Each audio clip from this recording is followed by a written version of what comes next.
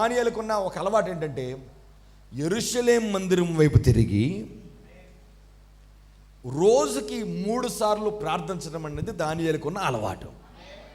ఎందుకంటే దానియేలుకి ఎందుకని యెరూషలేం వైపు పెట్టి తిరిగి ప్రార్థన చేస్తాడనంటే, సొలొమోను ప్రార్థన చేశాడు మందిరం కట్టినప్పుడు. సొలొమోను మందిరం కట్టినప్పుడు, అయ్యా ఈ మందిరము తట్టు ఎవరైతే తిరిగి ప్రార్థన చేస్తారో వారు ఎలాంటి సిచ్యువేషన్లో ఉన్నా వారి ప్రార్థన జవాబు ఈ ప్రభువా అని దేవుడు అక్కడే వాగ్దానం చేశాడు. ఎస్, నువ్వు అడిగింది నేను గ్యారంటీ చేస్తున్నా, ఎవరు యెరూషలేం మందిరం వైపు తిరిగి ప్రార్థన చేసినా సరే నేను వాళ్ళకి జవాబిస్తా.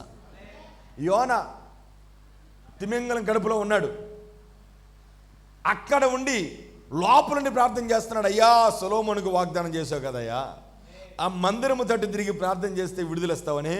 అయ్యా మందిరం ఎటుందో నాకు తెలియదు, కానీ నేను పాతాళంలో ఉన్నట్టున్నాను, నేను ఎక్కడున్నా నాకు కనపట్టలేదు, మొత్తం నాచే కనపడుతుంది నాకు, నేను ఎక్కడున్నా నాకు తెలియదు, కానీ ఇప్పుడు మాత్రం నేను తిరిగి ఉన్నది మాత్రం యెరూషలేం మందిరం అయిపోయినాయా, నన్ను ఎలాగైనా కాపాడమని తిమింగలంలో ఉండి ప్రార్థన చేసిన యోనాని 3 రోజుకల్లా నినివే పట్టణంలోకి ఆ తిమింగలం కక్కేసింది. ఇప్పుడు దానియేలు కూడా ప్రార్థన చేస్తున్నాడు అదే.